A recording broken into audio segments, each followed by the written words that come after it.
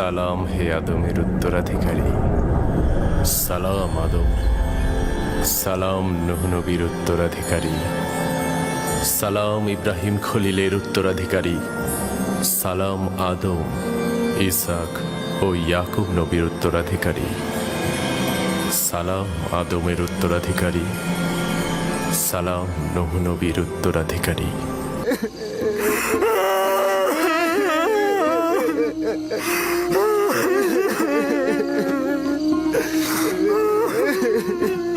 আসলে আমরা অন্তরালে হাজার চেহারার অধিকারী, ভণ্ডামি আর প্রতারণার খেলা খেলছি। দরজা খুলুন আব্বাজান। জানি বিশ্বাস করছেন না আমাদের কথা, কিন্তু আমি মহান খোদা তাআলার কসম কেটে বলছি আব্বাজান, আমি সত্যি বলছি, আমি সত্যি বলছি আব্বাজান, কসম কেটে বলছি।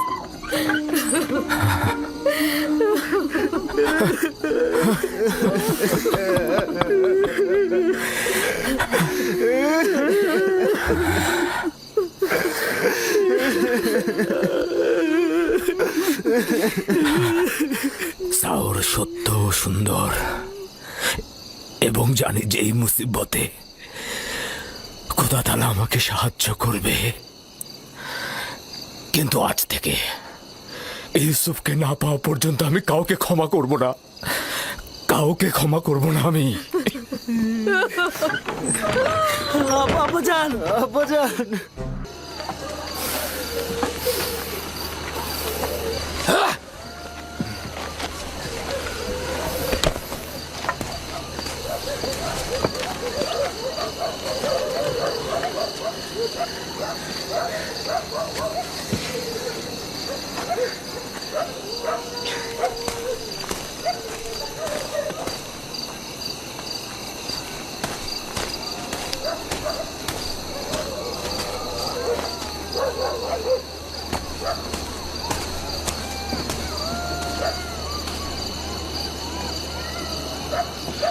আমি আব্বাজানের এই অবস্থার কিছুতেই সহ্য করতে পারছি না।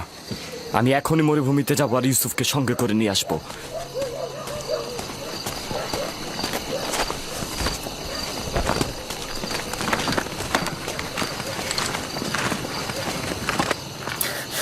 ইউসুফের এখানে ফিরে আসা মানে কি বুঝতে পারছো? ইউসুফের এখানে ফিরে আসা মানে আব্বাজানের অভিশাপ, অর্থাৎ লজ্জা, চিরস্থায়ী ধ্বংস। কি বলছো তুমি, বুঝতে পারছো? কিন্তু আমি আমার সিদ্ধান্ত নিয়ে ফেলেছি। আমি আর কোনোভাবেই তোমাদের কোনো কথা শুনবো না। বাহ আমার ভাই বাহ, তোমরা তো প্রয়োজনে আব্বাজানকেও মারতে পারো, আর সেখানে আমি তো চুনোপুটি মাত্র। জনাব ইয়াকুব,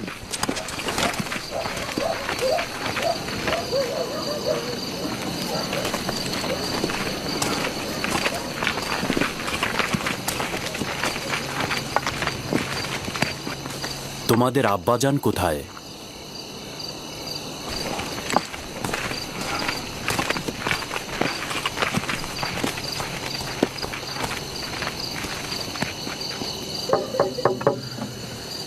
কি চাও, কি চাও তোমরা? তোমাদেরকে আমি আর দেখতে চাচ্ছি না।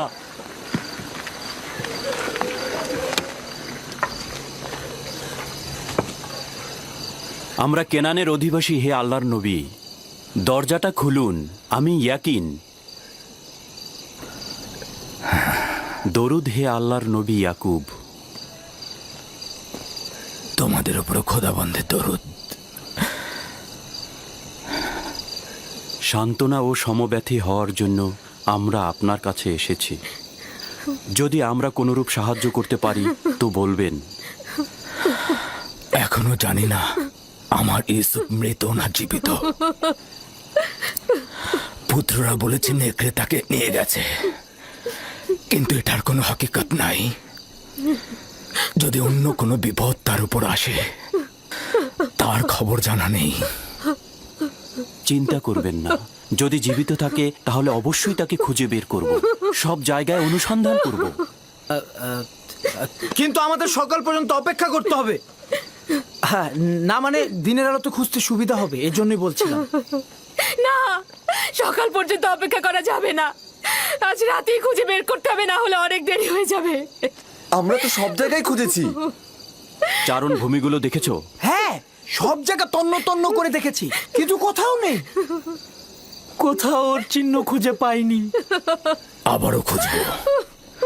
আমরা সবাই মিলে খুঁজলে তাকে অবশ্যই পাবো। হ্যাঁ, তোমাদের মনে হচ্ছে অনুসন্ধানে সদিচ্ছা নেই। না, খুঁজবো না কেন? অবশ্যই খুঁজবো। হ্যাঁ, খুঁজবো তো। আমার পোশাক নিয়ে এসো। মাগফিলের রাস্তা দিয়ে চারণভূমি পর্যন্ত যাব আমরা।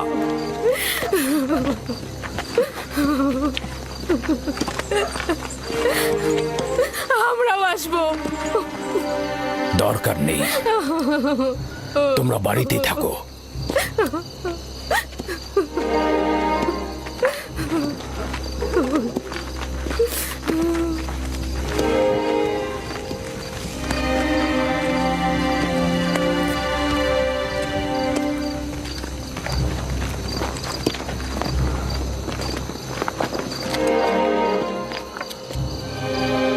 যদি ইউসুফকে খুঁজে পাওয়া যায়, তখন আমাদের কি হবে ইয়াহুদা? আব্বাজান কিয়ামত পর্যন্ত আমাদের ক্ষমা করবে না। আমাদের উচিত হবে আব্বাজানের কাছে ইউসুফকে ফিরিয়ে এনে তার কাছে ক্ষমা চাওয়া আর সবকিছু ঠিক করে ফেলা। আরে তোমার কি মাথা নষ্ট হয়ে গেছে নাকি? এখন যদি গিয়ে আমরা ইউসুফকে নিয়ে আসি, তাহলে পূর্বের থেকে বেশি খারাপ অবস্থা হবে। কিন্তু আব্বাজান কি আমাদের এখনো ক্ষমা করবেন? এটা আস্তে আস্তে হবে। কিছুদিন গেলে সে আস্তে আস্তে ইউসুফকে ভুলে যাবে এবং আমাদের দিকে মনোযোগী হয়ে উঠবে। যদি আজ রাতেই তাকে পাওয়া যায়। পাবে না। আর ভুলে গেছো নাকি, ওকে তো আমরা অন্য চারণ ভূমিতে নিয়ে ফেলেছি। আমাদের আর এখানে দাঁড়িয়ে থাকা ঠিক হবে না। আমাদের ওদের সঙ্গে যেতে হবে, না হলে আমাদের সন্দেহ করবে। চলো।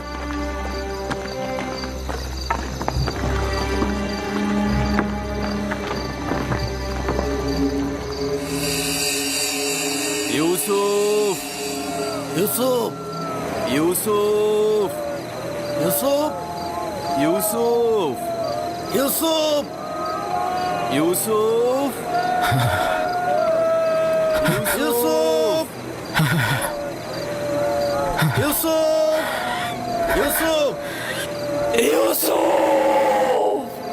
ইউসুফ, খোদা, ইউসুফ।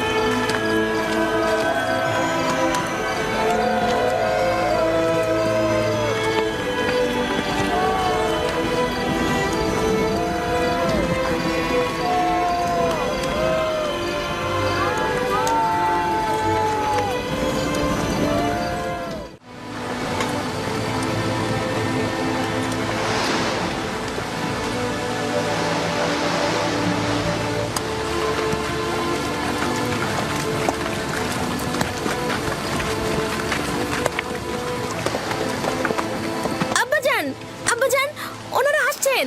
ওই যে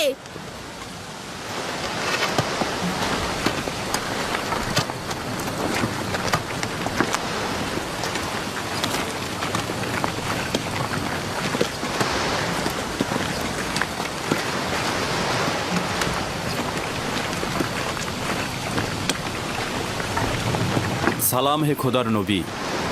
দরুদ তোমাদের উপরে।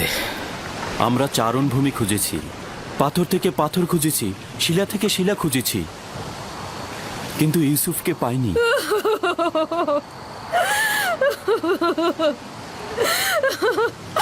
আমার ইউসুফ।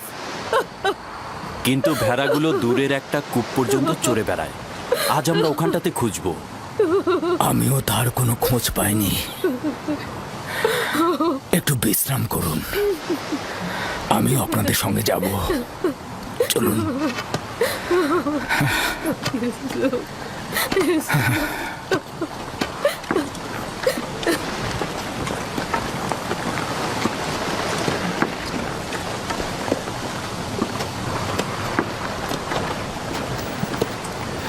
আজ যদি ইউসুফকে খুঁজে পাওয়া যায় তবে আব্বাজানকে তোমরা কি জবাব দেবে? এখনো তো খুঁজে পাইনি। আমরা তাদের সঙ্গে যাব এবং বিষয়টা পর্যবেক্ষণ করব।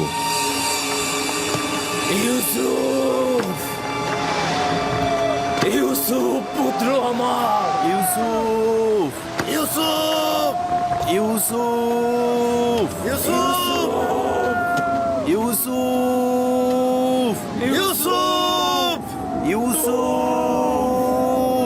ইউসুফ ইউসুফ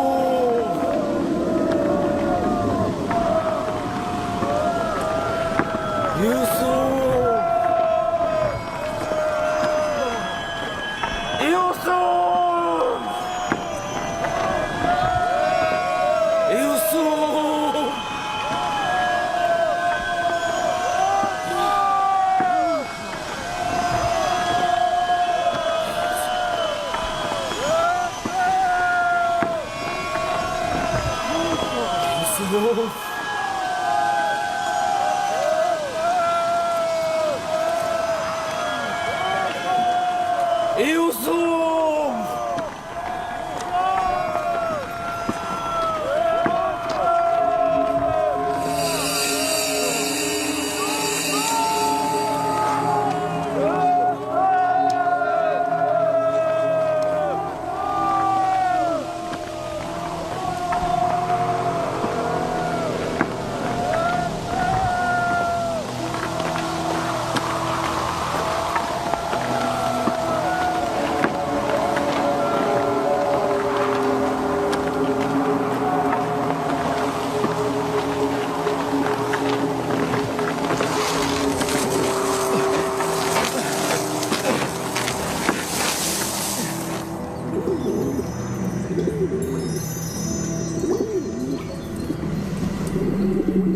সালাম হে পয়গম্বরের উত্তরসূরি, সালাম নূহ নবীর উত্তরসূরি, সালাম ইব্রাহিম খলিলের উত্তরসূরি।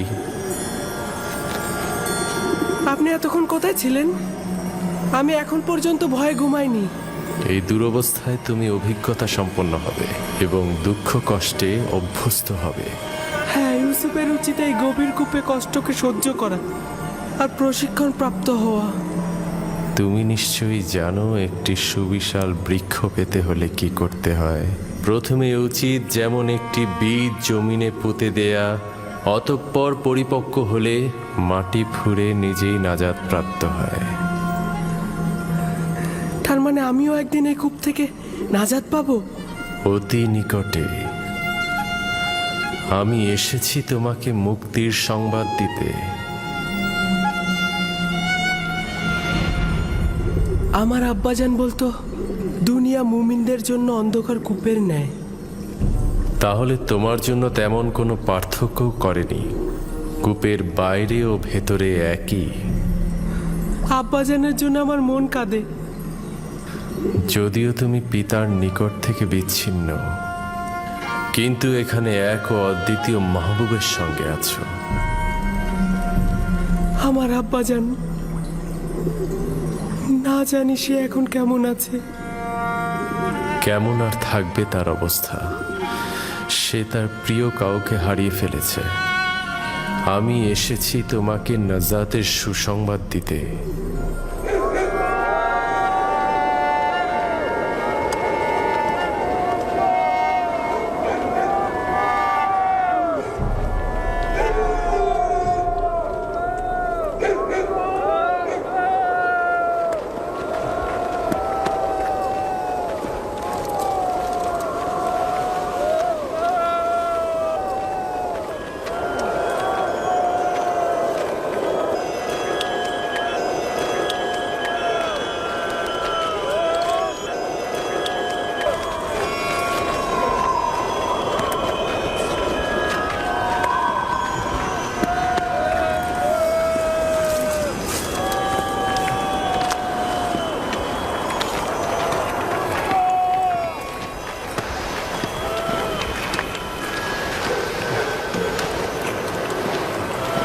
ওই গাছটার কাছে একটা লবণাক্ত পানির কূপ আছে, ওখানে কি একটু খুঁজে দেখবেন?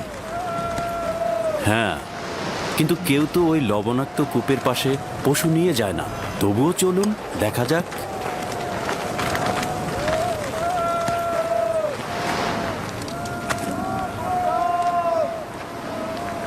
ওরা তো দেখছি কূপের দিকে যাচ্ছে।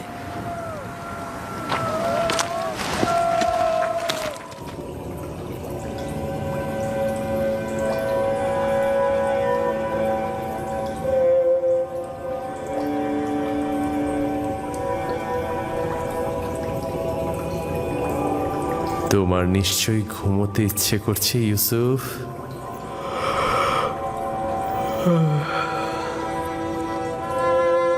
গত রাতে ঘুমাইনি, অনেক ঘুম পাচ্ছে আমার। বুঝতে পেরেছি, ঘুমের ইচ্ছার পেছনে একত্ববাদী খোদার অন্য কোনো মারিফত লুকিয়ে। ইউসুফ, তোমার জাগ্রত হওয়া উচিত হবে না। এখন তোমার জাগ্রত থাকার সময় নয়, শান্তিতে ঘুমাও।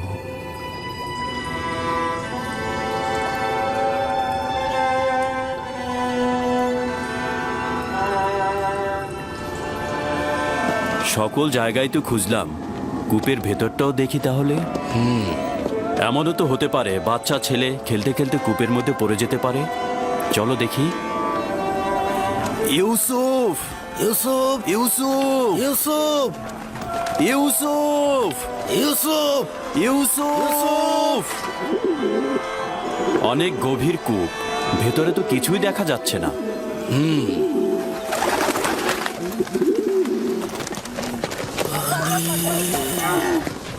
পানি, একটু পানি খাবো।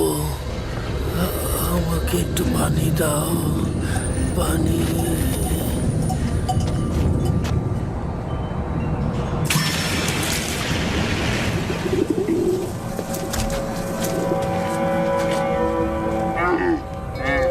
পানির শব্দ পেলাম, শুনেছেন? কোনো ফায়দা নেই, এটা তো লবণাক্ত।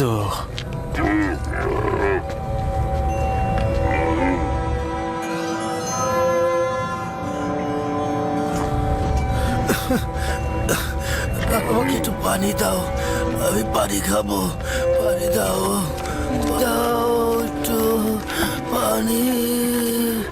এই কূপের পানি কি সত্যিই খাবার উপযুক্ত নয়? এই বৃদ্ধ লোকটি খুবই অসুস্থ হয়ে পড়েছে জনাব।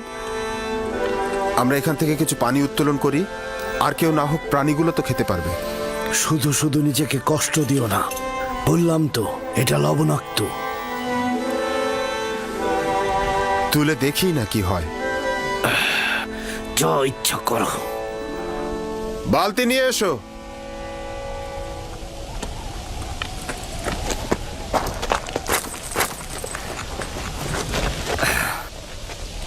যদি তাকে কূপ থেকে বের করে আনে তবে কি করব?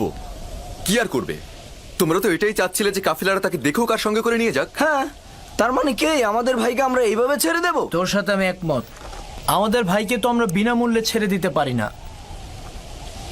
কিন্তু আমার কথার অর্থ এটা নয়। তোর মতামত গুরুত্বপূর্ণ নয়, গুরুত্বপূর্ণ হচ্ছে ইউসুফকে আমরা বেশি দামে বিক্রি করতে পারবো। তার মানে কি আমাদের ভাইকে আমরা বিক্রি করব? না, আমরা বলবো আমরা তো পলাতক গোলামকে বিক্রি করছি।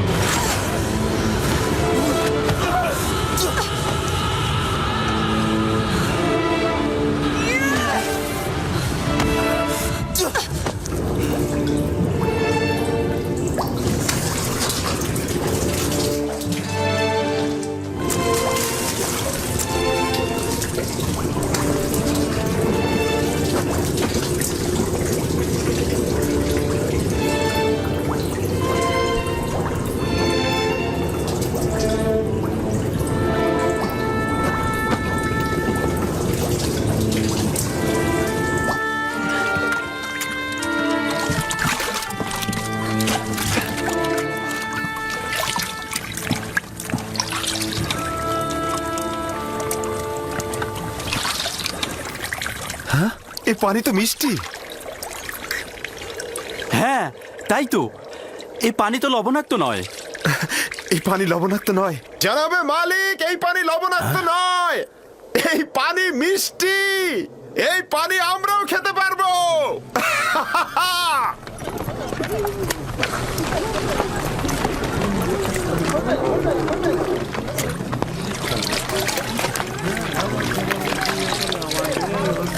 আজব ব্যাপার। হ্যাঁ, একটু মুখে নিয়ে দেখুন, কত সুমিষ্ট। এটা একটা আজব ঘটনা। কি এমন ঘটলো যে লবণাক্ত পানি মিষ্টি হয়ে গেল? মনে হচ্ছে যেন এটা শরবত। এসো সবাই, এসো সবাই পান করো।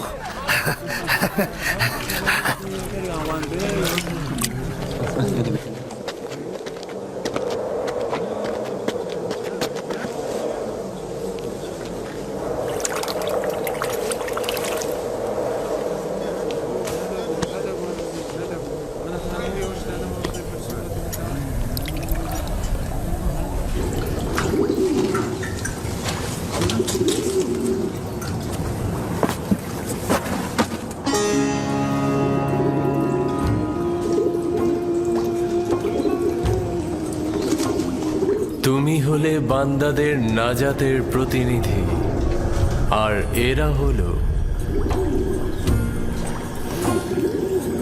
তোমার নাজাতের প্রতিনিধি। বালতির উপরে বসে পড়ো, যাতে কূপ থেকে নাজাত পাও। এই কূপ থেকে বের হয়ে কি আমি আব্বাজানের কাছে যাব? না, খোদা তাআলার এটাই ইচ্ছা, তুমি হবে বান্দাদের নাজাতের প্রতিনিধি। এই কাফেলার সঙ্গে দূরের কোনো দেশে চলে যাবে। তাহলে আমার আব্বাজানের কি হবে? আমি তো তাকে ভালোবাসি। তিনি অবশ্যই তোমার বিচ্ছেদে ধৈর্য ধারণ করবে, এটাই পরবর্তীকারের ইচ্ছা। আর কাফেলাদের কাছে তোমার ঠিকানা গোপন রাখবে। পারতপক্ষে তাদের প্রশ্নের খুব কম উত্তর দেবে। কিন্তু আমার পিতা তো আমার বিচ্ছেদ সহ্য করতে পারবে না। বিচ্ছেদের শোক তো মৃত্যুর শোকের চাইতেও উত্তম। যদি পিতার কাছে ফিরে যাও, তোমার ভাইরা তোমাকে হত্যা করবে। সুতরাং নীরব থাকো, পরবর্তীকারের ইচ্ছার মূল্যায়ন করো।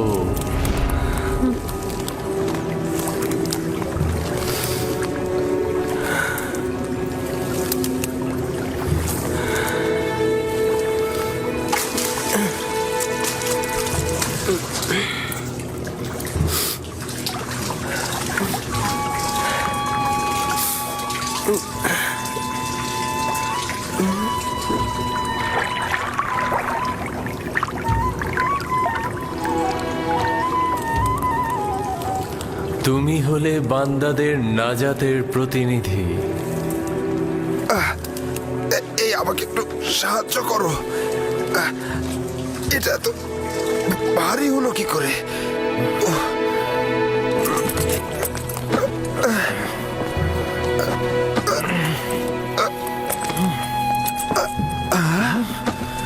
আরে আরে, এই বালতির মধ্যে এটা কি? জানাবে মালিক, তুমি কি ফেরেশতা না ইনসান? ওঠো।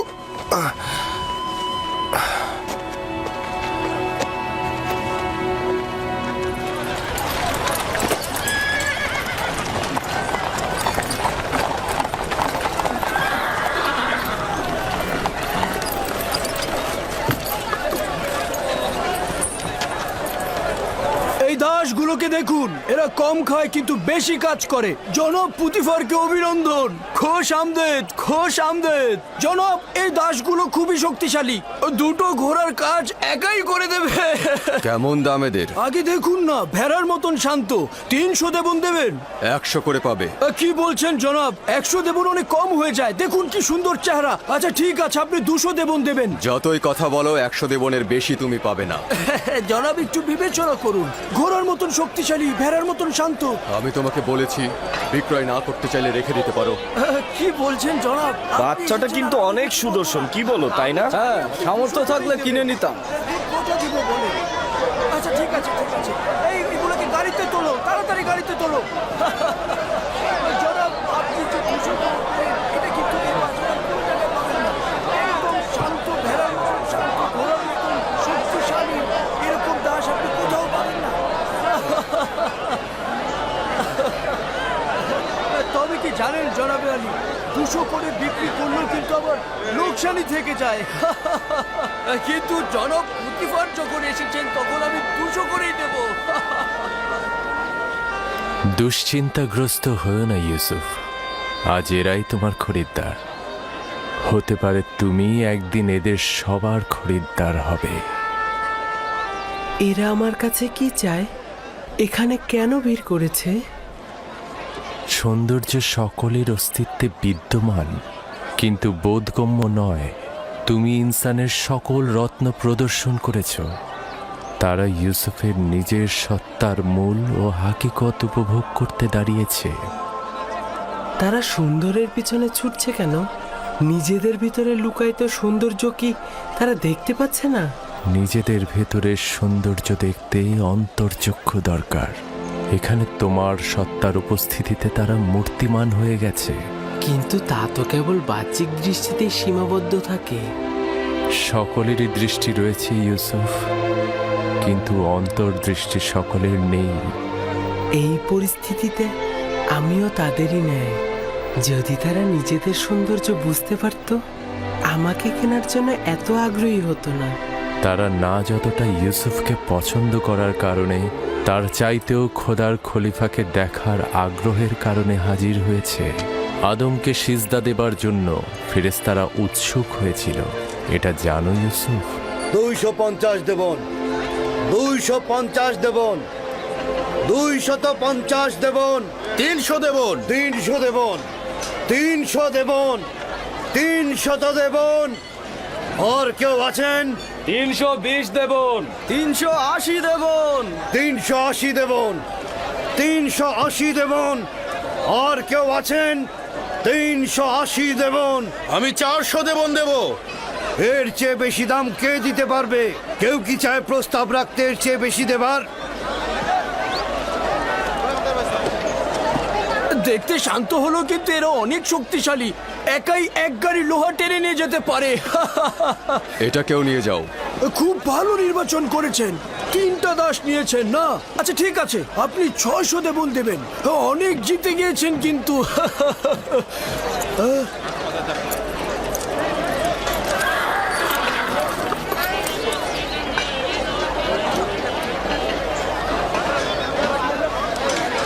এই 3 জন দাসকে দিয়ে কিন্তু আপনি 30 জনের কাজ করে নিতে পারবেন।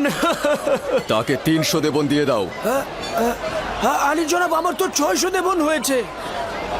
হায় হায়, বড় লোকসান হয়ে গেল। পরের বার কিন্তু পুষিয়ে দেবেন জনাব।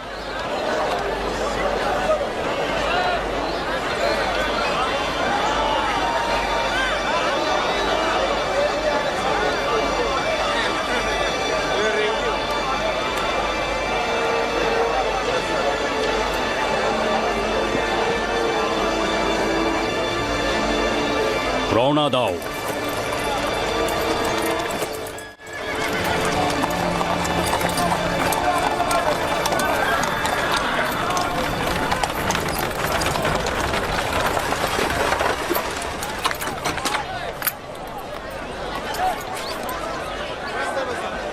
এক 1010 দেবন দেব আমি।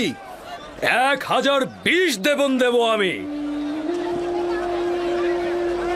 1100 দেবন।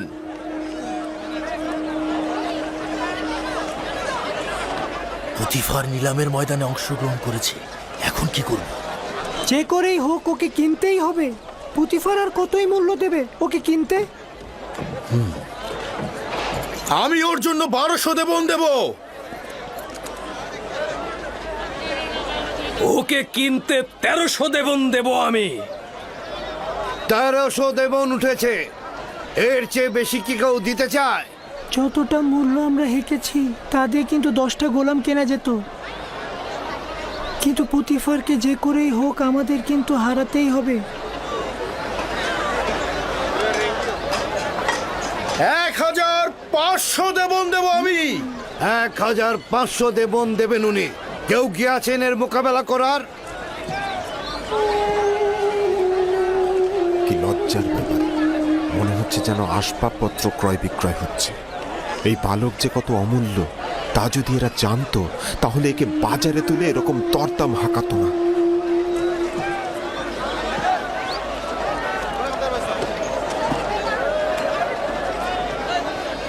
$2000 দেবন। আমি দ্বিগুণ বলছি। তার মানে তো 3000।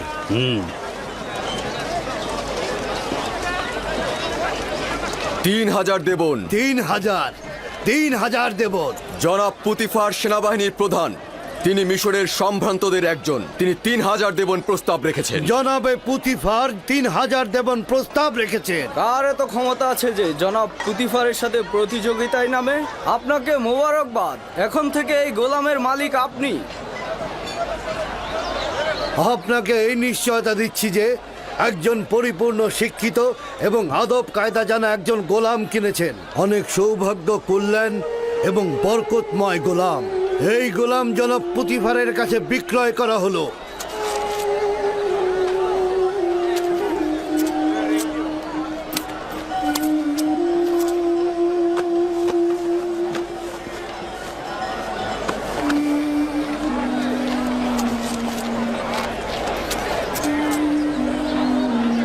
রওনা দাও।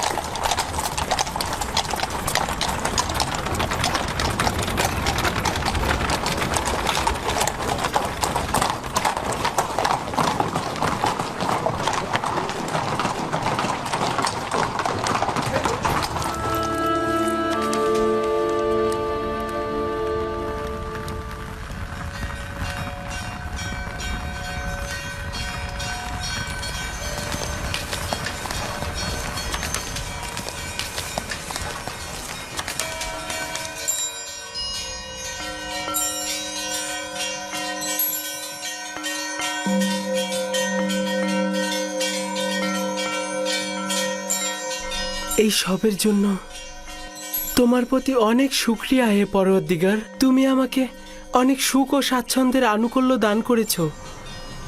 হে ইউসুফ, এইভাবে খোদা তোমাকে আর্থিক স্বাচ্ছন্দ্য ও সমুন্নত মাকাম অনুগ্রহ করছে। তোমাকে কূপের থেকে ইজ্জতের শৃঙ্গে এবং উচ্চতর জায়গায় পৌঁছাবেন এবং তোমাকে খোয়াবের ব্যাখ্যা বিশ্লেষণ শিক্ষা দিয়েছেন, যেন এইসব স্বপ্নের ব্যাখ্যাকারীদের ভাষার ইলমের চাইতে অধিকতর জ্ঞাত এবং সব রকম ওস্তাদির কসরত তুমি দেখাতে পারো।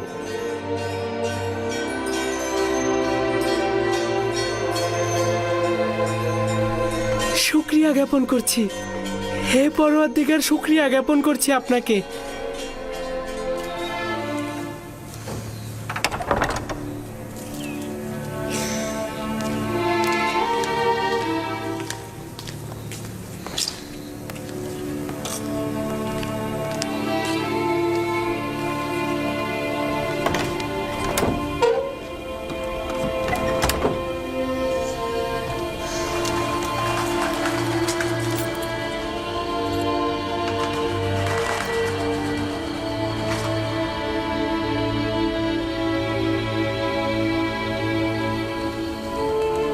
খোদাবান,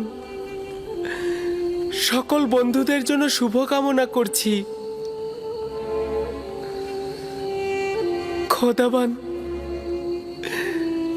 পুতিফার, বানু জুলেখা, হানিফার, ম্যানিসাবু সহ সকলকে হেদায়েত করো।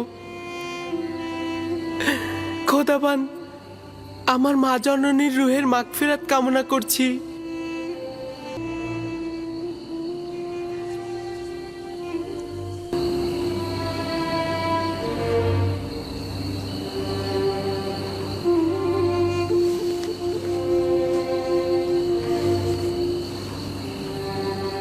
খোদাবান, আমার আব্বাজান ইয়াকুবের জন্য সবর ধরার তাগাদ করছি।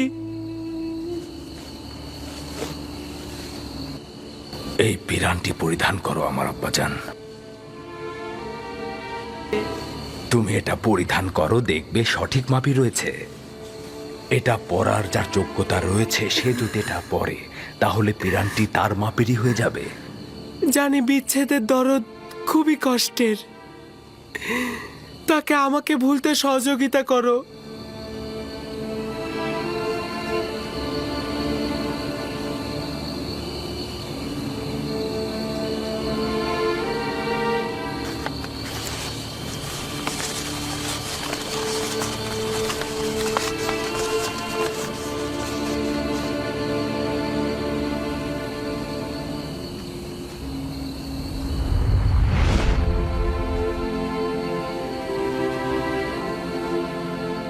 খোদাবন্দের নবী ইউসুফের প্রতি দরুদ। দরুদ খোদাবন্দের বার্তাবাহক ওহির ফেরেশতা। কি করছিলে তুমি? প্রিয় আব্বাজানের কাছে পত্র লিখছি। জনাব পুতিফারের কাছে তাগাদ করব যেন এই চিঠিটা আব্বাজানকে পৌঁছে দেন। না ইউসুফ, এখনো সময় অতিক্রম হয়নি। তোমার আব্বাজানেরও এই বিচ্ছেদ সহ্য করা উচিত। তাকে অবগত করলে কি হবে? অসংখ্য কারণ রয়েছে, তার মধ্যে একটি হচ্ছে তোমার সহোদরগণ। আচ্ছা, তোমার ভাইদের প্রতি কোনো আঘাত করার ইচ্ছে নেই তো ইউসুফ? কি আছে?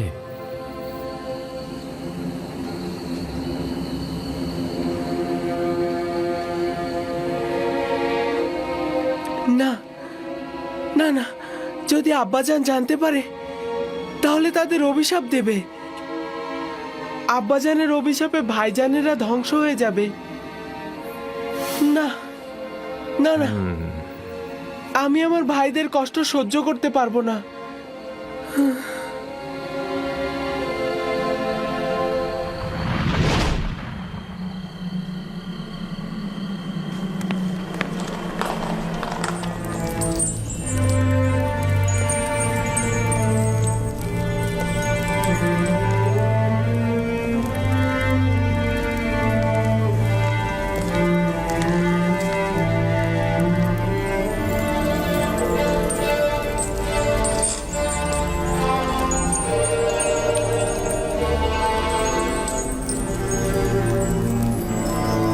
ইউজারসিফকে এখানে ডাকো।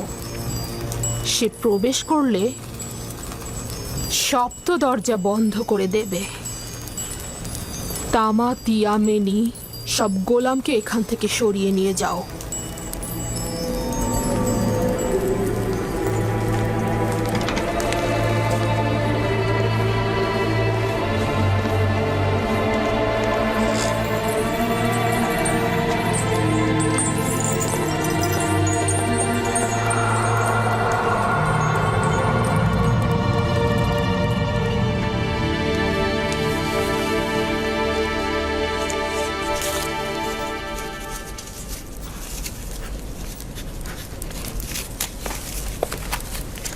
বানু জুলেখা আপনাকে তলব করেছেন।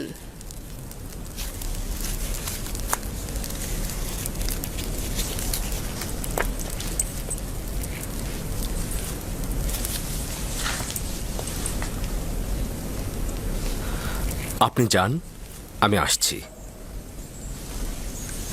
ঠিক আছে, তাহলে আমি সপ্ত দরজার নিকট অপেক্ষায় থাকলাম।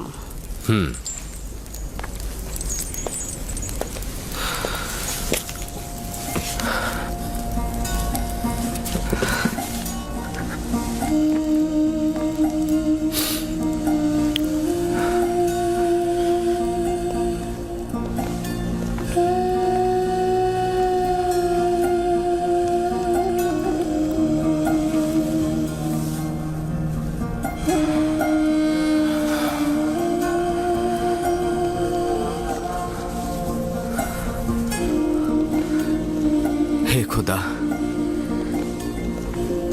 আমাকে একা ছেড়ে দিও না। তুমি ছাড়া আমার আর কেউ নেই।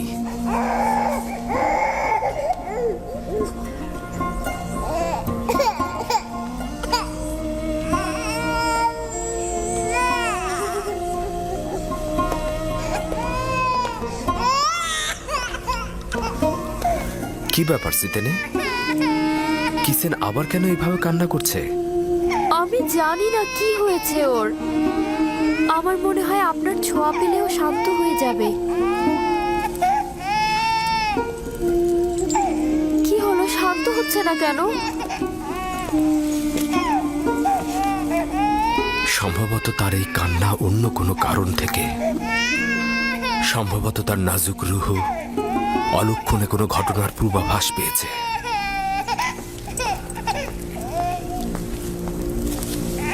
অলক্ষণে ঘটনা? কিসের ইঙ্গিত করে গেল? কিসেন কি তাহলে সেই কারণেই কান্না করে যাচ্ছে?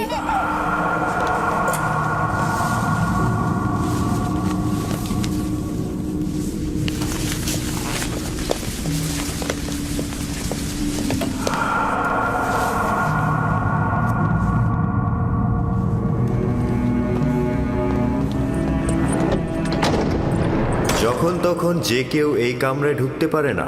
এই কামরায় প্রবেশ করতে হলে তাকে অবশ্যই 7টি দরজা অতিক্রম করতে হবে। এই 7টি দরজা শক্তভাবে তালাবদ্ধ থাকে, আর তালাবদ্ধ অবস্থায় যে কেউ চাইলেই সেখানে প্রবেশ বা বাহির হতে পারে না। আর এই দরজাগুলোর চাবি শুধুমাত্র বানু জুলেখার কাছেই সংরক্ষিত থাকে।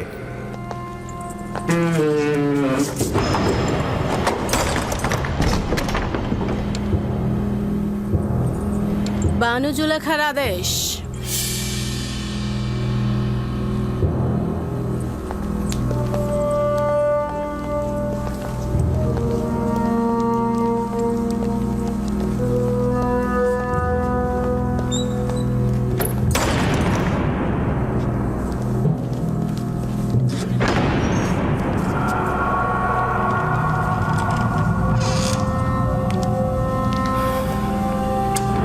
দরুদ বানু জুলেখা।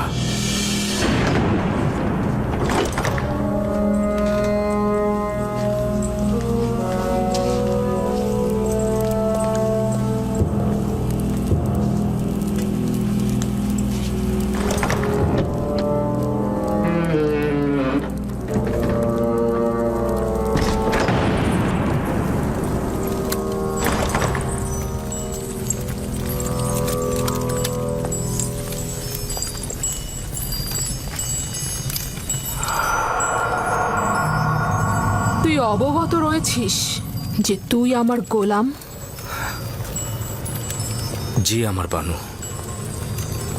এবং জানিস যে একজন গোলাম অবশ্যই তার মালিকের প্রতি আনুগত্য প্রকাশ করবে। এখন পর্যন্ত কোনো অবাধ্যতা দেখেছেন কি?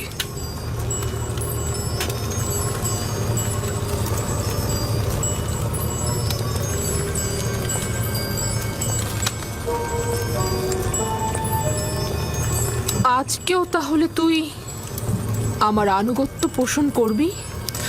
যদি কোনো আদেশ করেন অবশ্যই শিরোধার্য।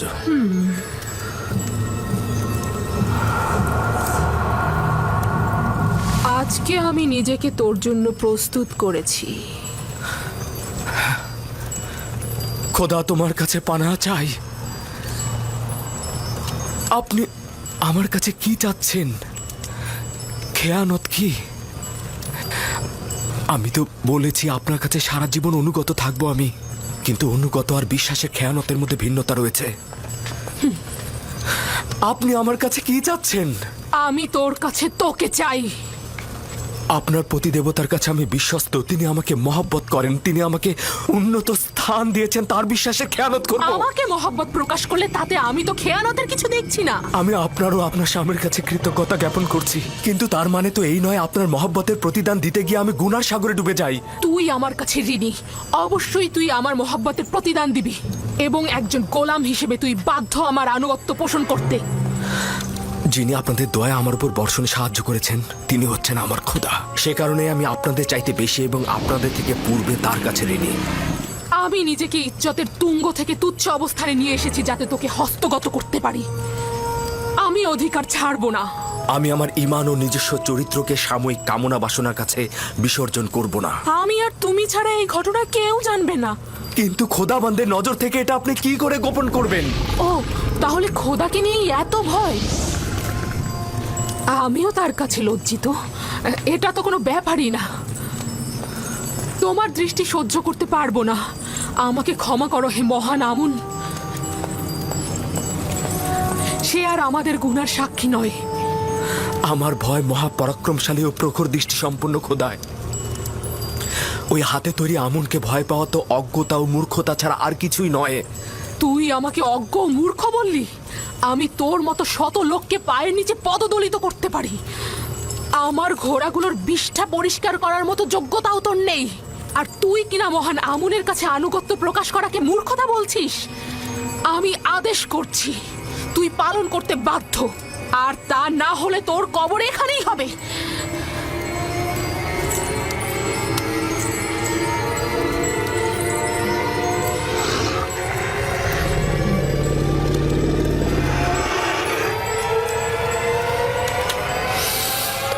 আপনার ফরমান তো আমি ততক্ষণই মানব যতক্ষণ আমার একাত্মবাদী খোদার ফরমানে কোনো ক্ষতি না হয়।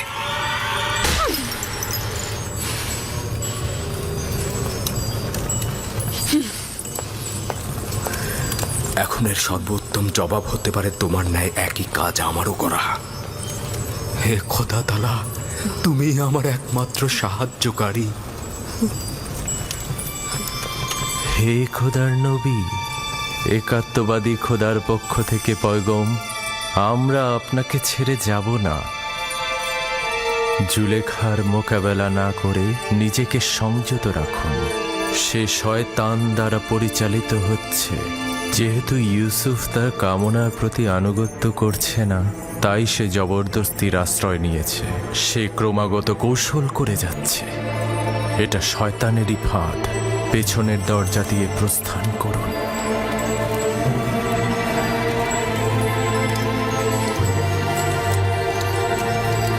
হে খোদার নবী, একাত্মবাদী খোদার পক্ষ থেকে এই পয়গম, পেছনের দরজা দিয়ে প্রস্থান করুন।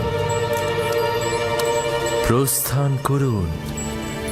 পালাবার পথ নেই, তুমি বাধ্য আনুগত্য স্বীকার করতে।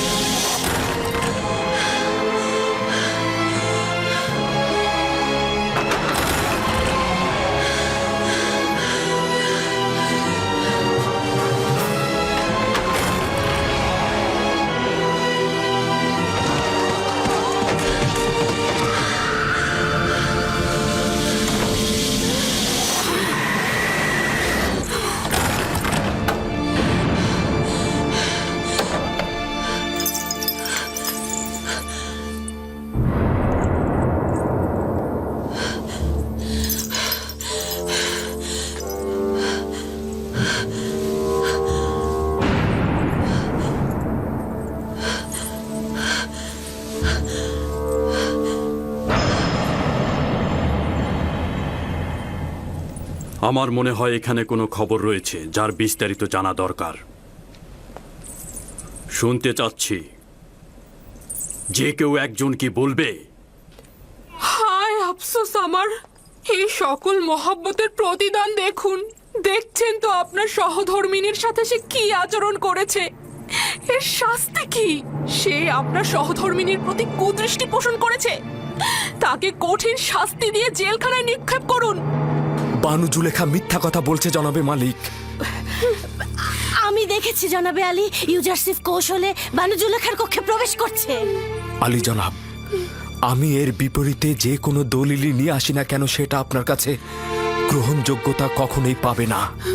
কারণ এতে বানু জুলেখার সম্মানহানি ঘটবে এবং আপনি তার পক্ষে রায় দেবেন। আর কারো সাহসও নেই সত্যটা বলার। আপনিও নিশ্চয়ই সেটাই চাইবেন। এর থেকে বেশি ক্রোধের সৃষ্টি করো না। আমি দলিল ও সাক্ষী দেখতে চাই। আমি আসল গুনাহগারকে ধরতে চাই। আমার না আছে গুনাহ না করার কোনো দলিল, আর না আছে কোনো সেবিকা যে আমার পক্ষে সাক্ষ্য দেবে। সুতরাং তুমি দণ্ডিত। এর শাস্তি অবশ্যই পাবে। আমি এর জন্য প্রস্তুত রয়েছি জনাবে মালিক।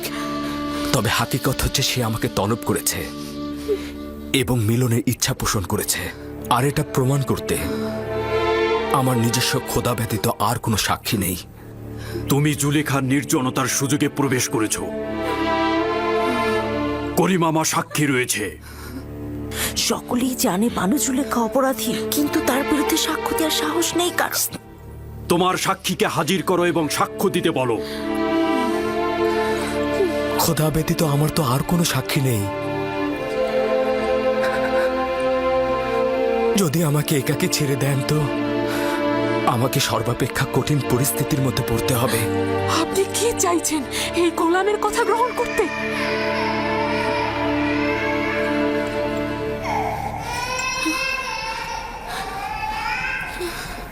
যদি নিজেকে নিষ্পাপ প্রমাণ করতে না পারো, তাহলে এই মুহূর্তে প্রাণ বিসর্জন দেওয়ার জন্য প্রস্তুত হও। জনাবে আলী, আমি নিজে দেখেছি ইউজারসিফ রাজমহলের দিকে আসছিল। আসবার পথে সে বাচ্চাটির সঙ্গে খেলা করে এবং তারপর কৌশলে এই সপ্ত দরজা দিয়ে ঢুকে একটা একটা করে দরজা বন্ধ করছিল। আমি নিজের কক্ষে বিশ্রামরত অবস্থায় ছিলাম। তাকে নিজের শিয়রে দেখে চিৎকার করে সাহায্য চাইছিলাম, আর তখন সে পালাতে লাগলো। রুদামনকে এখানে ডাকো। ইউজারসিফের উচিত এখানেই শাস্তি পাওয়া।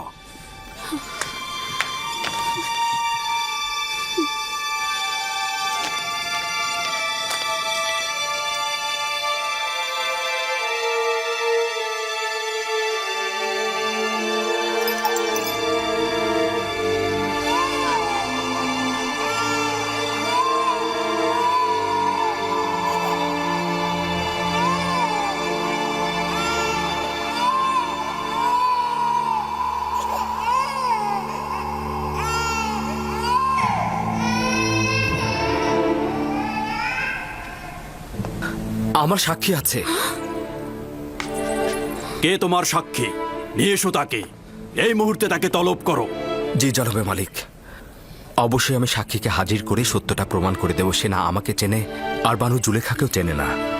সে না আমাকে সমর্থন করবে, আর এমনও নয় বানু জুলেখার সাথে তার কোনো দুশ্মনী রয়েছে। সে তোতা পাখির মতো সত্যটা বলে যাবে, আর এতে কার লাভ হচ্ছে আর কার ক্ষতি হচ্ছে সেটা সে বুঝবে না। সে কে? শাস্তি পাবার পূর্বেই তাকে এখানে তলব করো। আমার সাক্ষী সেই শিশুটি যার কান্না আপনি এখনো শুনতে পাচ্ছেন। তুমি কি আমার সাথে ঠাট্টা করছো? না জনাবে মালিক, আপনার কাছে আমি তাগাদ করছি ওই শিশুটিকে দয়া করে এখানে নিয়ে আসুন, তাহলেই সত্য প্রমাণিত হয়ে যাবে। একজন নবজাতক সাক্ষী দেবে?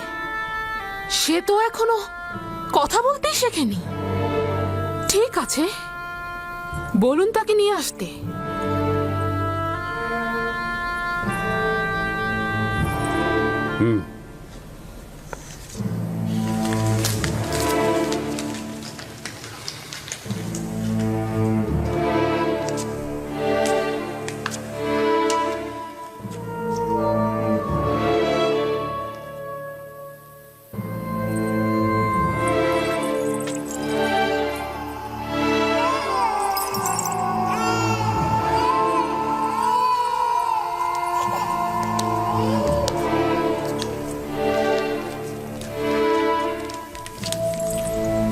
দরুদ আলী জনাব পুতিফার। সে আমার ফুফাতো বোন সিতেনে এবং তার সন্তান কিসেন। বলো তাকে সাক্ষী দিতে। কিসেনের কথা বলো। যা তোমাকে খোদাতালা শিক্ষা দিয়েছে তা তুমি এখানে বলো।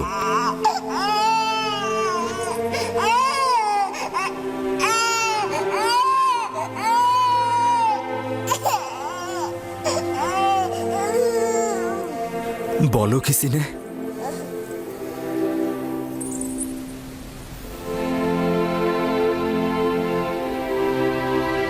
একাত্মবাদী খোদার ফরমানে তার একটি বাক্য বলবো। পিরান সামনের দিক থেকে ছেঁড়া থাকলে জুলেখা নিষ্পাপ, ইউসুফ গুনাহগার। আর যদি পিরান পেছনের দিক থেকে ছেঁড়া থাকে তবে জুলেখা পাপী, ইউসুফ নিষ্পাপ।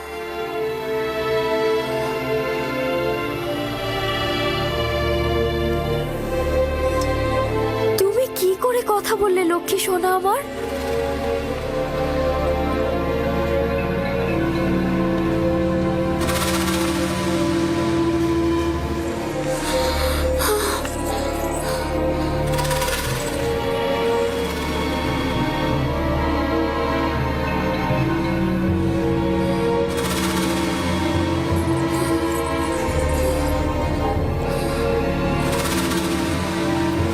তুমি নিজের কান্না দ্বারা আমাকে ধোঁকা দিতে চেয়েছিলে। আসলে নারীদের প্রতারণার ফাঁদ খুবই বিশাল।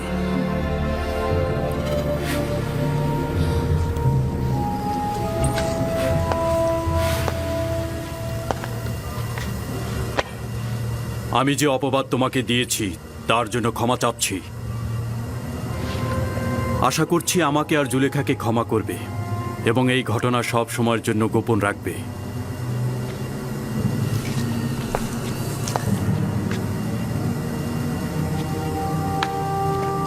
কারো অধিকার নেই এই ঘটনা সম্পর্কে কাউকে কিছু বলার। যদি এই ঘটনা কেউ প্রকাশ করে থাকো তাহলে তাকে কঠিন শাস্তি দেব। চলে যাও।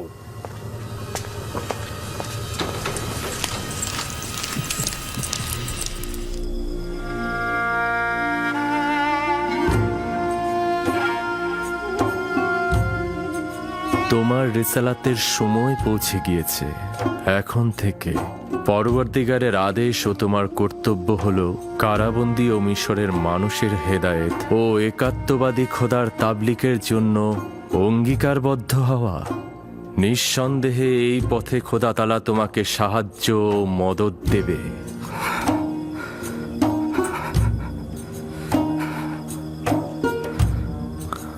খোদা তাআলা তোমাকে নিজের জন্য নির্বাচন করেছে এবং খোয়াবের ব্যাখ্যা প্রদানের যোগ্যতা দিয়েছে, এবং তোমার কারণে অফুরন্ত নিয়ামক ইয়াকুবের পরিবারের উপর মঞ্জুর করা হয়েছে, যেরূপ ভাবে তোমার পিতাকে ইসহাক ও ইব্রাহিম নবীকে নিয়ামক প্রদান করা হয়েছে এবং ইমামতের জায়গা ও বেলায়েতের অনুগ্রহ দান করেছে। তোমার রেসালাতের সময় পৌঁছে গেছে। তোমার রেসালাতের সময় পৌঁছে গেছে। তোমার রেসালাতের সময় পৌঁছে গেছে।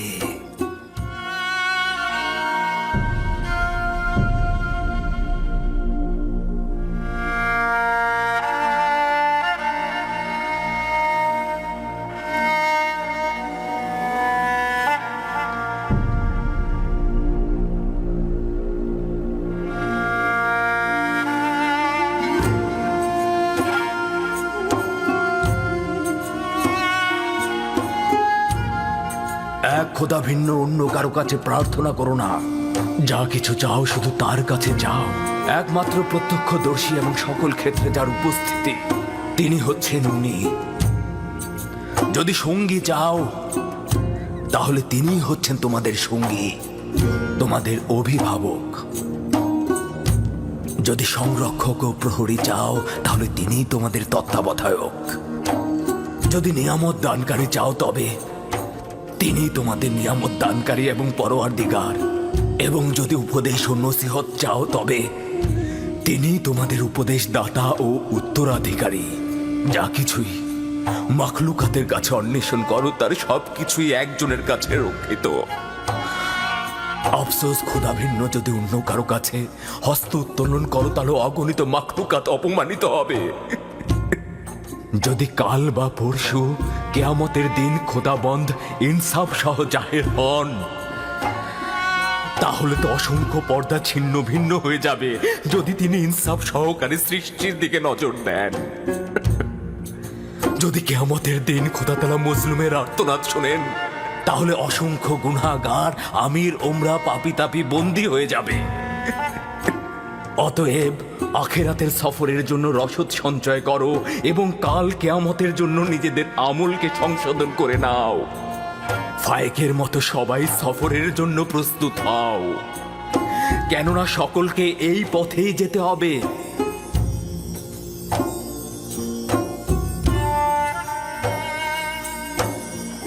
আমার গুনহার শাস্তি সম্পর্কে অবগত করতে এসেছেন। শান্ত হও ইউসুফ, নিজেকে এতটা কষ্ট দিও না। আমি আমার পাপ সম্পর্কে অবগত, আমি কখনোই নিজেকে ক্ষমা করব না। তোমার এই অবগত হওয়াতেই মহান খোদার সন্তুষ্টি। তার আনুকূল্য অপার অসীম, যা ইউসুফকে লজ্জিত করেছে।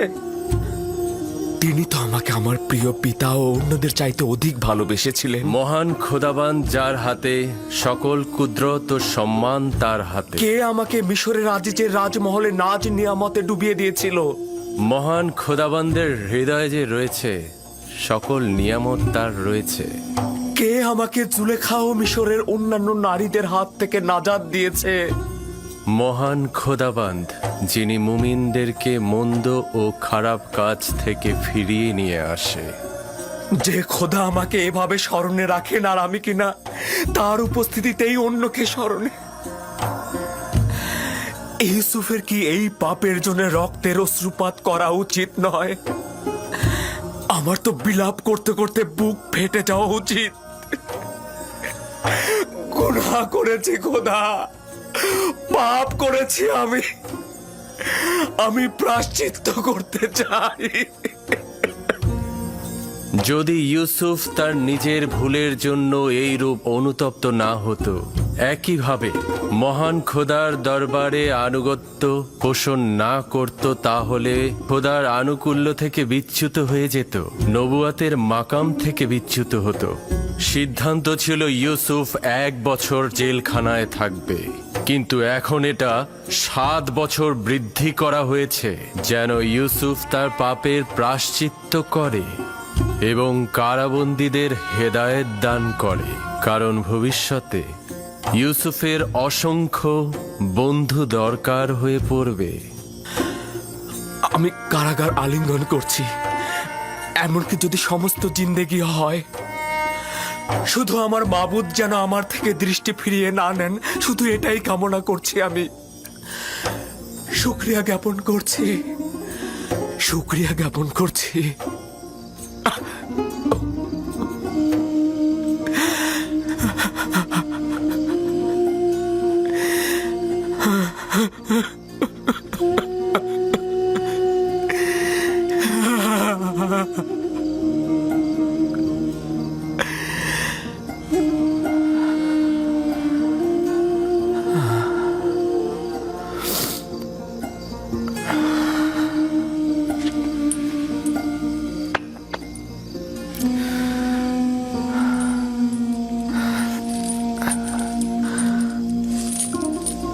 আমি দুঃখিত, তোমাদের ঘুমের ব্যাঘাত ঘটালাম।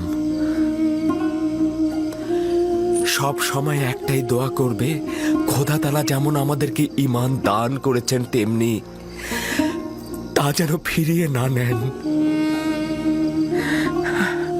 সব সময় বলবে, হে পরওয়ারদিগার, আমাকে হেদায়েতের পর আমার অন্তরকে ধ্বংস ও অন্ধকারে নিক্ষেপ করো না।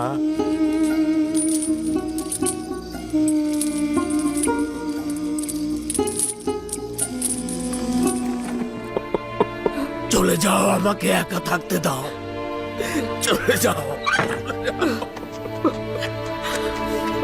চাইছো? কেন তাকে রেহাই দিচ্ছ না?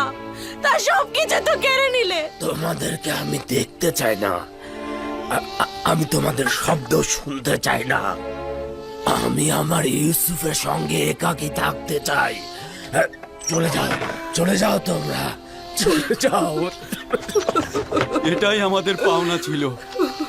একটি খেয়ানত ভুল করেছিলাম, যার জন্য প্রাপ্য শাস্তি পুরো জিন্দেগি ভোগ করতে হবে।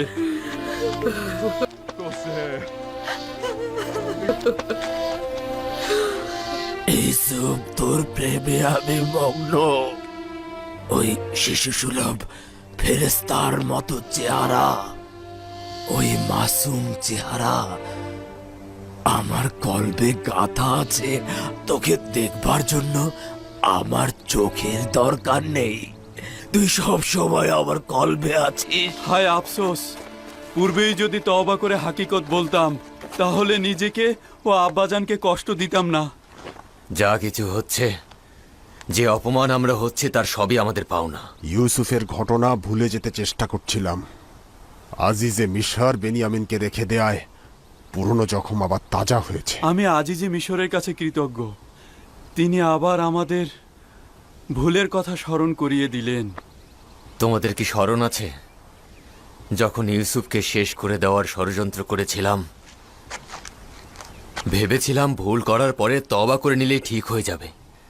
দেখতে পাচ্ছিস, খোদা তাআলা আমাদের ভাগ্যে তওবাও নসিব করেনি। 40 বছর পার হয়ে গেল, কিন্তু তওবা করতে পারলাম না। 40 বছর। আমি জানি আমার ভুল ছিল। ভেবেছিলাম তওবা করা খুব সহজ কাজ।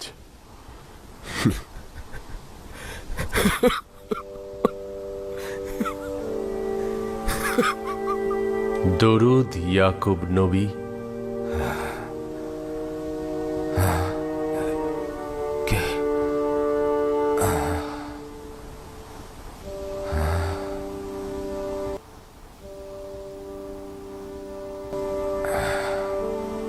পরওয়ারদিগারের বার্তাবাহক ওহির ফেরেশতা, খোশামদেদ।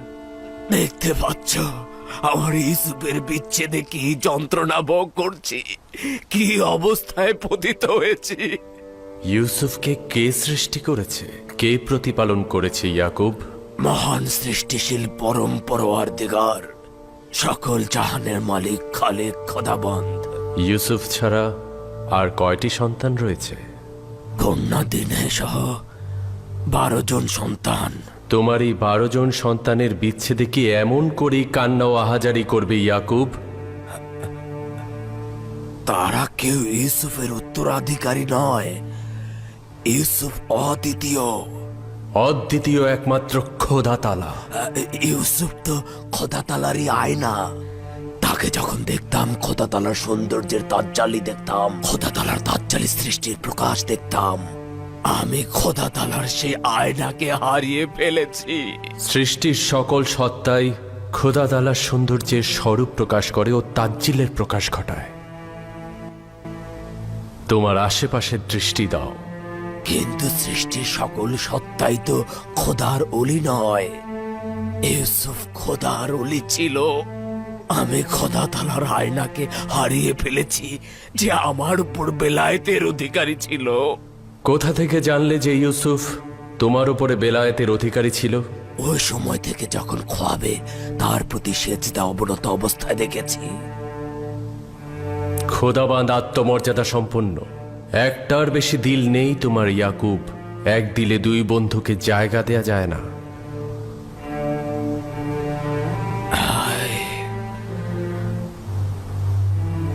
হায় পরওয়ারদিগার, ইউসুফের জন্য যদি এর চাইতে বেশি ছটফট করে থাকি, তাহলে তার জন্য ক্ষমা চাইছি। আমি তওবা করলাম, তওবা করছি। আমি ইউসুফকে অধিক ভালোবেসে ফেলেছিলাম, কিন্তু শরীফ করিনি। ইয়াকুব, তুমি কি জানো খোদাতালা হজরত ইসমাইলকে তোমার দাদা জানের কাছে কখন ফিরিয়ে দিয়েছিল? যখন খোদা তাআলা ইসমাইলের জায়গায় একটা ভেড়াকে কোরবানির জন্য না, পাঠালেন। যখন হজরত ইব্রাহিম হজরত ইসমাইলকে নিয়ে খোদাতালার রাস্তায় কোরবানির উদ্দেশ্যে হাজির হন, সেই মুহূর্তে তাকে ফেরত দেওয়া হয়েছিল।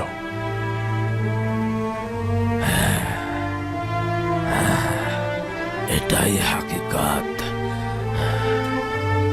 আমি এখনো আমার ইসমাইলদের উৎসর্গ করতে পারি নাই। সম্ভবত এ কারণে ইউসুফের সঙ্গে এখনো দিদার ঘটেনি। হায় আফসোস, আমি ভীষণ লজ্জিত। কিন্তু এক ও অদ্বিতীয় খোদার কসম, আজ থেকে আমি তাদের দুজনকে কোরবান করে দিলাম। একমাত্র অদ্বিতীয় খোদা তাআলাই তাদের জায়গায় আমার জন্য যথেষ্ট। এরপর যতই কঠিন কিছুর সূচনা হোক, সম্ভবত সেটাই হবে সমাপ্তির ইঙ্গিত। এই বেদনাগুলো থেকে শান্ত থাকবে। সম্ভবত বিচ্ছেদের আগুন নিভতে চলেছে, মিলনের সন্ধিক্ষণ নিকটে মনে হচ্ছে। কিন্তু সেই মিলন আমি কোথায় পাবো? অনুসন্ধান করো। ইউসুফের হাল হাকিকাত মিশরের ঘটনাবলীর দিকে নজর দাও। একদিন তোমার প্রত্যাশার ধন পেয়ে যাবে।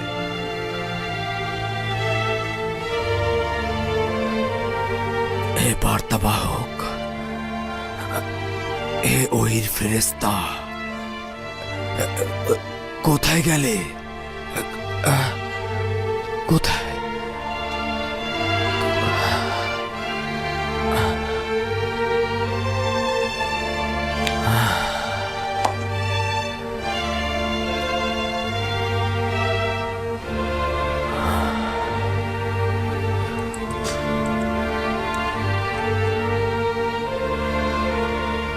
আমার পরওয়ারদিগার, আমার সব আহাজারি রোনাজারি মাতম সব তোমার জন্য। আমি তোমাকেই চাইব। তুমি থাকলে আমার ইউসুফও থাকবে, তুমি না থাকলে আমার ইউসুফও কিছু নয়। এ আমার পরম মাবুদ, এ আমার পরওয়ারদিগার, আমি শুধু তোমারই ইবাদত করতে চাই আর তোমার কাছে সাহায্য চাই। ইউসুফ শুধু তোমার সৌন্দর্যের আয়না মাত্র, আর আমি আয়নার জন্যই কান্না করেছি, যেন তোমাকে দেখতে পাই। কিন্তু আয়নার তো নিজেকে দেখার সামর্থ্য নেই। ইউসুফকে ভালোবেসে শুধুমাত্র অভিজ্ঞতা পেতে চেয়েছি, কিন্তু আমার আসল ইশক তো তুমি। ইউসুফকে ভালোবেসে ইশকের ভাবার্থ অনুধাবন করার চেষ্টা করেছিলাম, এখন তাকে অতিক্রম করেছি। তুমি তো আসল মাসুক, আমি তোমার কাছে পৌঁছতে চাই। ইউসুফ তো শুধুমাত্র সিঁড়ি।